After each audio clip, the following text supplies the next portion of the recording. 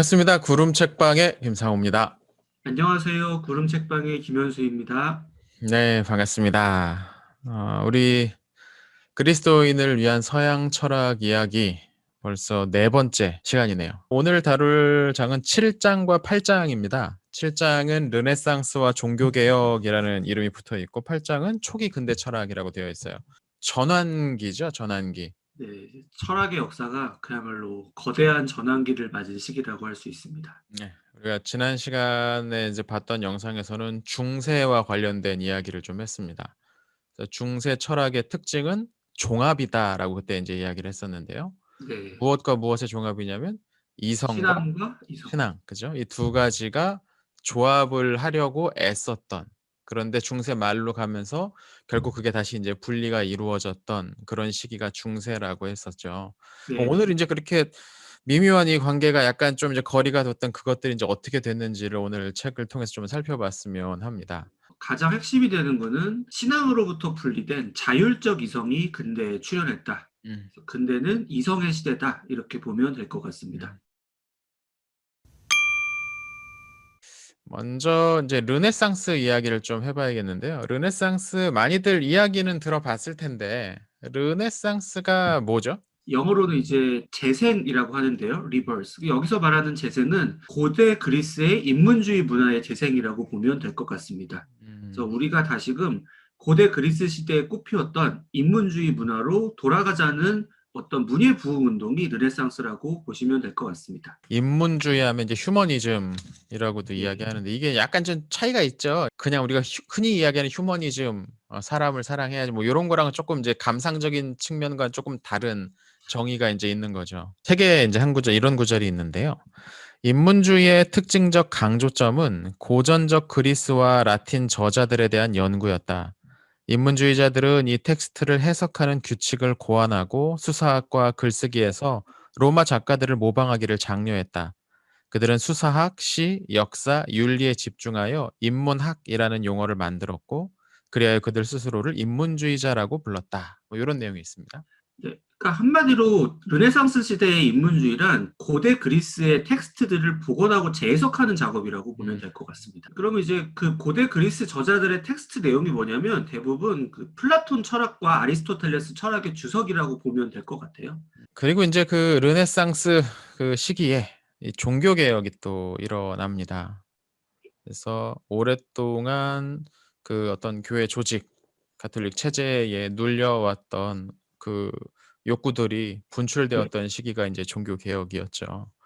그래서 이 종교 개혁하면 우리가 흔히 이제 떠올리는 개혁자들이 마르틴 루터, 루터 그리고 그리고 장 깔뱅 뭐 이런 분들이 계시고 츠빙걸 몇몇 또 다른 개혁자분들도 많이 계시긴 하지만 이런 분들이 계시는데 이런 분들은 어떤 철학에 좀 기여가 있었나요? 이걸 이제 그 알리스터 맥그레스라고 하는 신학자가 그 박사학위 논문인 루터의 십자가 신학이라는 책에서 음. 이제 전개한 내용인데요. 당시 루터가 그 초기에 이신칭의를 비롯한 신학을 형성하는 과정에서 그 오캄의 유명론의 영향을 굉장히 많이 받았다는 내용이 있습니다. 그러니까 음. 그 종교개혁자들의 작업 역시도 당대 철학과 무관하지 않았다고 볼 그렇죠. 수 네. 있는데요. 근데 이제 종교개혁자들은 역시 인간의 전적 타락과 하나님의 은총을 강조했기 때문에 철학 자체에 대한 직접적인 작업을 하지는 않았고, 그다음에 이제 특히 칼빈 같은 경우에는 인간의 이성도 타락으로 말미암아 부패했다는 것을 강조하면서 이성을 통해서 자연 세계에 대한 지식은 어느 정도 알 수 있지만 하나님에 대한 지식은 알 수 없다라고 음. 그 토마스 아퀴나스하고는 분명히 선을 긋는 모습을 보여주게 됩니다. 근데 그렇다고 해서 인제 개혁자들이 이성을 아주 무시했느냐 또 그런 건 아니잖아요. 그쵸? 책에 보면 이런 구절이 있는데요. 개혁주의 사상가들은 소치니파와 데카르트주의자들에 대응하여 도구적 이성관을 개발했다. 이성은 비판적 도구로서 제한은 있지만 기독교 신앙을 명료하게 표현하고 옹호하며 그로부터 결론을 이끌어내는 일을 도울 하나님이 주신 도구라고 보았다.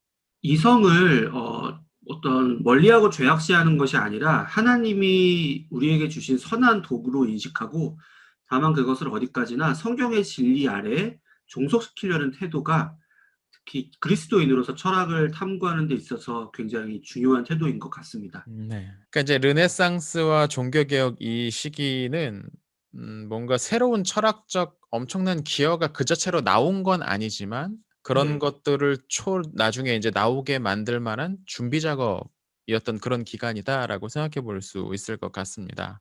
네. 그럼 이 기간을 통해서 무엇이 나왔느냐? 바로 인제 우리가 살펴볼 8 장에서 살펴볼 근대 철학이 인제 시작되는 거죠.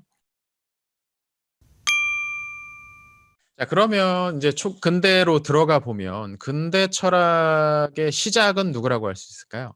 제 생각에는 근대 철학의 시초로서 가장 중요한 인물을 꼽으라면 역시 데카르트이지만 근대 철학의 시초가 되는 인물을 꼽으라면 프란시스 베이컨이 아닐까 싶습니다. 네. 베이컨.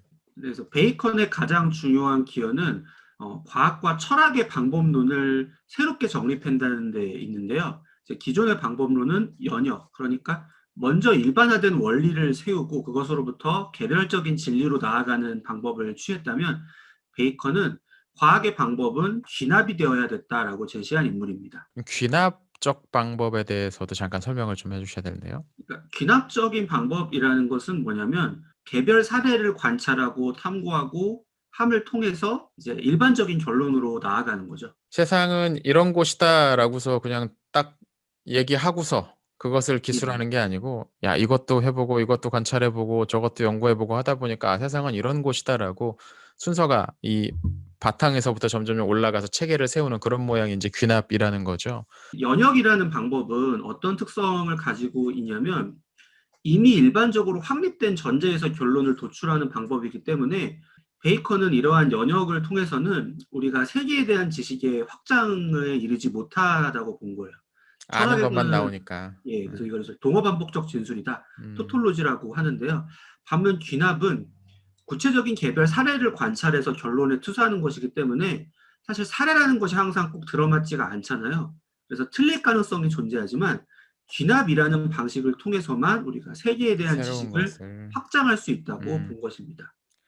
방금 또 이야기해 준 것 중에서 과학이란 단어가 인제 등장을 했어요. 예. 이전에는 요런 단어들이 인제 등장하지 않았는데 그쵸. 그러니까 본격적으로 이 초기 근대 철학자들에게 또 영향을 준 것 가운데 하나가 이 과학의 발전이 아닌가 싶기도 한데요. 당시에는 과학혁명이라고 이름 붙일 수 있을 정도로 코페르니쿠스의 기동설이라든지 갈릴레오의 만원경을 통한 관측이라든지 이런 식으로 자연과학적인 성과들이 많이 대두되면서 음. 이제 인간이 우리가 자연을 관찰해 보니까 스스로 자연 세계에 대한 명확한 법칙을 발견할 수 있네. 이런 자신감이 생기게 된 거죠. 책에 보니까 이런 구절도 있어요. 베이컨의 중요성은 새로운 과학은 사물 자체에게로 돌아가야 한다는 그의 주장에 있다. 그러나 그의 철학에는 초기 자연주의가 들어있다. 우리는 베이컨에게서 과학 발전을 위해 없어서는 안 될 실제로의 귀환과 창조의 내재적 질서를 보게 된다. 훗날 계몽주의에서 완전하게 표현될 많은 강조점이 이미 존재한다. 그러니까 그 정도로 어떤 이 자연주의라는 것이 인제 시작되는 부분이 인제 베이컨 안에서 발견된다라는 구절인 것 같습니다. '이 세상은 그 자체의 것으로만 설명해야 된다.'라는 고런 생각이 인제 자연주의잖아요, 간략하게 설명을 네. 하면. 세계의 배후에 있는 하나님을 비롯한 초월적인 원리를 거부하는 거죠. 음. 그래서 근대 철학은 그런 면에 있어서 하나님으로부터 본격적으로 발사되는 것처럼 팍 튀어나갔다. 고렇게도 인제 좀 느껴지긴 하네요. 좀 이제 구체적으로 좀 들어가 보죠. 그럼 아까도 이야기했지만 이 근대 철학에서 가장 중요한 인물이라고 할 수 있는 데카르트. 이 네. 데카르트에 대해서 좀 설명을 해 주시죠. 예, 데카르트는 이제 근대 철학의 아버지라는 이름을 붙이죠. 여러분들은 너무나 많이 들어보셨을 코기토 에르고 숨, 나는 생각한다, 그러므로 존재한다라는 경구로 유명한 인물입니다. 무슨 말이냐 생각하실 수가 있으실 것 같은데요. 이거는 이제 데카르트가 그의 철학 작업의 기초로 놓았던 방법론적 의심의 결과물이라고 볼 수 있을 것 벌써부터 같습니다. 말 어려워지기 시작합니다 이제. 네, 이제 본격적인 철학 용어들이 등장하는데요. 그러니까 데카르트가 추구하고자 했던 거는 뭐냐면 모든 지식의 기초는 내가 도저히 의심할 수 없는 확실한 진리에 두고 있어야 된다라고 생각을 한 거예요. 그러기 위해서는 조금이라도 이제 오류 가능성이 있는 것들은 다 의심을 해야 된다는 거예요. 그러니까 음. 당장 지금 제가 촬영 중에 앞에 이제 카메라가 있는데 카메라가 존재하는지도 의심하고 그다음에 제가 지금 화면으로 목사님 얼굴을 보고 있는데 목사님이 실제로 존재하는지도 의심하고 이렇게 모든 진리를 다 의심해 나가는 거죠. 여기서부터 일단 이성이 굉장히 인제 강조되고 있는 걸 좀 느낄 수가 있는데요. 네. 전에는 그냥 "이건 이거야."라고 하면 "그래 그건 그거라고 치고 하자."라고 했는데 인제 그것도 정말 그래 하고서 내 생각으로 인제 의심해 보겠다는 거잖아요. 네, 그렇게 의심을 하고 의심을 하고 의심을 해서 모든 지식들을 제거해 나가다 보면 데카르트가 보기에 이것만큼은 도저히 의심할 수 없는 명확한 지식이 있다는 거예요. 그것은 바로 지금 이 순간에도 의심을 하고 있는 내가 존재한다. 음. 정확히 말하면 나의 이성이 존재한다는 거죠. 생각하는 나가 존재한다는 것에서부터 이제 모든 지식의 기초를 쌓아 올려야 된다. 그래서 나온 진술이 이제 그 유명한 나는 생각한다. 그러므로 존재한다. 이것을 데카르트가 철학의 제1 원리로 제시하게 됩니다. 예. 그러니까 요 과정에 대한 설명은 쪼끔 어려울 수 있는데 핵심은 인제 그 부분인 거죠. 아주 내가 이성으로 도무지 부정할 수 없는 것으로부터 철학은 세워져야 된다. 데카르트는 자기가 기독교 철학하고 있다고 생각을 했는데 네. 실제로 인제 그렇지 않은 결과를 만들어냈다는 평이 일반적인 것 같아요. 책에 보면 이런 내용이 있는데요. 데카르트는 그리스도인이었으면서 여러 면에서 매우 아우구스티누스주의적인 것처럼 평가되곤 했지만 그의 철학은 혁명적이며 여러 면에서 기독교와 상충한다. 데카르트는 코기토를 정립한 후 신존재를 증명하고자 나섰지만 기독교적 관점에서 보면 이미 손해를 끼친 후였다. 네. 신존재 증명을 하려고 했는데 손해를 끼쳤다. 뭐 이런 구절도 나오고요. 이런 네. 부정적인 평가들은 그 이유가 뭘까요? 그게 이제 데카르트의 신존재 증명이 기독교 신앙이랑 선후 관계가 뒤바뀌었기 때문이라고 볼 수 있을 것 같습니다. 선후 관계. 데카르트는 이런 식으로 나는 생각한다 그러므로 존재한다라는 철학의 1원리를 정립한 다음에 이제 그러면 나의 존재를 정당화해 주는 것은 무엇이냐? 완전한 존재인 신의 존재가 있어야 나의 존재가 정당화될 수 있고 이제 거기서 모든 지식이 출발한다라고 이야기를 합니다. 이성주의적 틀을 다 구축을 해 놓은 다음에 그 틀을 이제 사후적으로 정당하기 위해서 하나님을 이제 끌어들이는 거죠. 그러니까 이 최근에 인제 나오는 개념 중에 빈 공간을 채워 주시는 하나님 뭐 요런 예, 개념들이 정확하게 있는데 그런 개념이라고 보면 그냥 됩니다. 내가 할 수 있는 거 다 해 놓고 여기 네, 빈자리를 하나님이 와서 채워 주기를 그쵸. 요청하는. 근데 사실 기독교 철학 그리고 기독교 신학의 원리라는 것은 그게 아니라 먼저 하나님의 존재에서 출발해서 하나님의 음. 계시로부터 모든 지식의 출발점을 두잖아요. 그런 점에서 음. 출발선이 다르다. 방향성이 완전히 뒤바뀌었다라고 볼 수 있을 것 같습니다. 데카르트가 증명해 낸 신이라는 거는 성경의 하나님과는 상관이 없다. 네. 말 그대로 철학자들의 하나님인 네, 그쵸. 거죠. 데카르트를 정리하면서 저자는 이렇게 이야기를 합니다. "우린 여기서 중대한 근대성의 교리가 출현하는 것을 본다. 생활 경험은 믿을 수 있는 것이 아니며 그것으로부터 자유로운 이성과 과학이 세계에 대한 진리를 보여주리라는 것이다." 저는 여기서 좀 주목할 필요가 있는 말이 근대성의 교리라는 이 말 같아요. 음. 인간이 자유로운 이성으로 세계에 대해서 알 수 있다는 건데 이게 교리, 그러니까 하나의 믿음 체계라는 거죠. 음. 왜냐하면 정말 인간의 이성이 그렇게 세계에 대해서 알 수 있는 능력을 가지고 있는지가 검증돼야 될 하나의 명제인데 이거를 너무나 당연한 것으로 믿고 전제를 하고 그 위에서 철학 체계를 쌓아 올린 것이기 때문에 그러한 근대 철학이 하나의 거대한 교리 체계인 동시에 종교 체계이다라고도 볼 수 있을 것 같습니다. 음. 그러니까 이후 근대 철학자들은 근본적으로 이 교리 위에 서 있는 거죠. 그렇죠. '이성으로 우리는 세상을 완전히 파악할 수 있을 것이다.'라는. 자 그럼 우리 근대 초기 이 철학자들 쪼끔 더 살펴보죠. 네. 책에 이제 여러 철학자들이 나오는데요. 뭐 홉스니 로크니 뭐 파스칼 그리고 쪼끔 익숙치 않을 수도 있는 버클리 뭐 이런 철학자들도 나오는데. 그래서 홉스 같은 경우에는 아까 말씀드린 프란시스 베이컨과 같이 이제 근대 경험론의 시초라고 보통 많이 이야기를 합니다. 음. 홉스의 핵심적인 사상은 유물론인데요. 데카르트가 말한 것처럼 순수한 이성만으로 우리는 사고를 할 수 없고 반드시 물질에 대한 감각 경험을 거쳐야 음. 된다라는 사고의 틀을 최초로 제시한 사람이 홉스고요. 이러한 사고방식을 이어받아 이제 근대 경험론의 굉장히 중요한 철학자라고 할 수 있는 로크가 등장하게 됩니다. 홉스는 감각 경험 쪽을 좀 더 중요하게 여겼고 데카르트는 인간의 어떤 사유 네. 그쪽을 좀 더 중요하게 여겼던 거고요. 이러한 차이가 바로 근대 서양 철학에서 중요한 두 줄기인 합리론과 경험론을 대표한다고 보면 될 것 같습니다. 네. 일반적으로 합리론이란 이 인간 지식의 원천을 이성에 두는 것이고 경험론은 감각 경험에 두는 것이다. 이렇게 생각을 하는 경우가 많은데요. 근데 여기서 합리론이나 경험론이나 근대 이성주의 세계관 위에 있기 때문에 둘 다 인간의 이성의 중요성을 인정을 합니다. 근데 차이점은 합리론자들은 감각 경험과는 무관하게 순수한 이성만을 통해서 알 수 있는 지식이 있다라는 거고요. 이제 그 대표적인 게 데카르트의 코기토 에르고 숨인 것이고, 경험론자들은 물론 이성도 중요하지만 이성만이 독자적으로 행동해서 알 수 있는 지식이란 없다. 반드시 우리가 이성적인 판단을 하기 전에 감각 경험이 주어져야 된다라고 주장하는 것이 경험론입니다. 자, 방금 이제 홉스가 이 경험론의 거의 뭐 시초다, 뭐 그렇게까지 얘기했던 것 같은데, 경험론 하면 또 우리가 이 로크 이야기를 하지 않을 수가 없을 것 같아요. 예, 홉스가 경험론의 시초라면 이제 경험론을 체계화시킨 사람이 로크라고 보면 될 것 같습니다. 로크의 가장 중요한 철학적 주장은 그 데카르트가 말하는 본유관념을 거부했다는 데 있습니다. 이제 로크는 굉장히 유명한 말을 남깁니다. 인간의 마음은 백지와 같다. 라틴어로는 타블라 라사라는 것이죠. 그러니까 인간이 태어나면서부터 가지고 있는 본유관념이란 존재하지 않고 먼저 감각 경험이 우리에게 들어오기 전에는 이제 독자적으로 반성을 할 수 없다라는 거예요. 니들이 아무리 그걸 떼려고 해도 뗄 수 없다.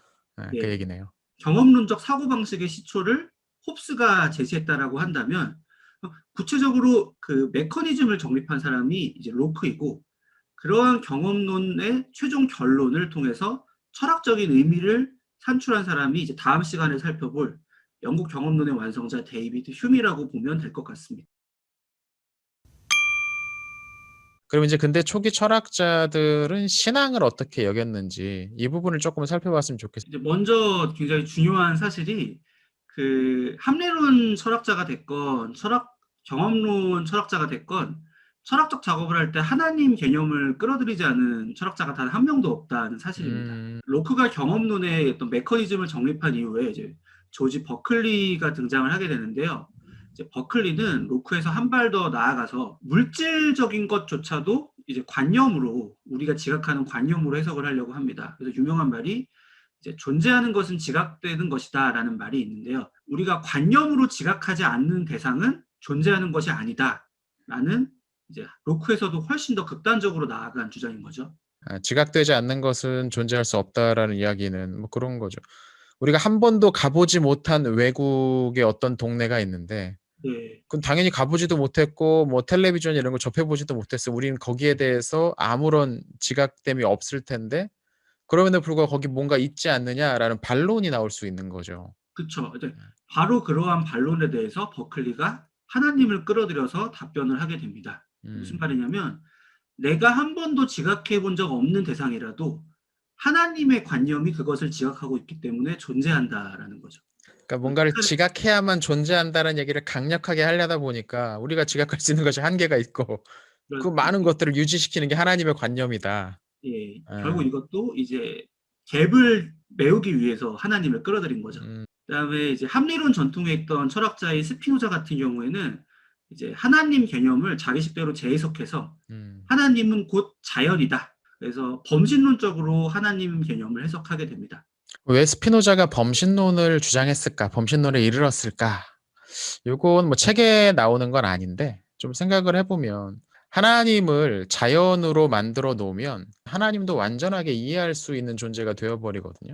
그렇죠. 어쩌면 '그런 측면도 있지 않았을까.'라는 생각도 문득 살짝 듭니다. 자, 그러면 우리 마지막으로 라이프니츠 얘기를 좀 해 보죠. 네. 이제 라이프니츠 역시 하나님에 대한 굉장히 강한 사고에서 출발을 하는데요. 근데 라이프니츠는 앞선 철학자들이랑 조금 다른 것이 하나님을 모든 세계를 설명하는 원리로서 이해를 했다라는 점일 것 같아요. 라이프니츠의 가장 대표적인 사상은 예정조화론이라고 하는 게 있는데요. 뭐냐면 이 세상에서 일어나는 모든 일들은 하나님이 그렇게 일어날 수밖에 없게끔 이제 예정 조화를 시켜 놓으셨다라는 거예요. 라이프니츠는 어떤 식의 설명을 하게 되냐면 지금 우리가 살고 있는 이 세계가 하나님이 창조하신 세계 중에서 가능한 최선의 세계다라는 결론을 내리게 됩니다. 그러니까 라이프니츠의 주장은 A 때문에 B가 일어나고 B 때문에 C가 일어난다는 기존의 예. 어떤 이 생각을 다 깨뜨려 버리고 네. A랑 눈동자를 B랑 이루는 C랑 전혀 상관이 없지만 예. 그게 그렇게 일어나도록 순서를 정해 놓은 게 하나님이다라는 얘기인 거죠. 근데 이 얘기는 쪼끔 과도한 얘기는 아닌가요? 자연스러운 인과관계가 있는 게 사실이지 않나. 과학이 그걸 탐구하는 거잖아요. 근데 예. 이렇게 라이프니츠 주장에 아주 깊이 들어가다 보면 이 과학적 연구나 발견은 다 쓸데없는 것이 되어 버리는 게 아닌가. 그러니까 일종의 신학적 철학. 예. 우리가 지난 시간에 배웠던 중세의 스콜라 철학 같은 느낌도 좀 많이 들어요. 우리가 여러분 이 영상에서 라이프니츠 지금 다 다룰 수 없는 여러 가지 얘기들을 했는데 아마 편집될 텐데 나중에 특집으로 혹시 할 수 있으면 이 얘기 좀 더 했으면 좋겠습니다.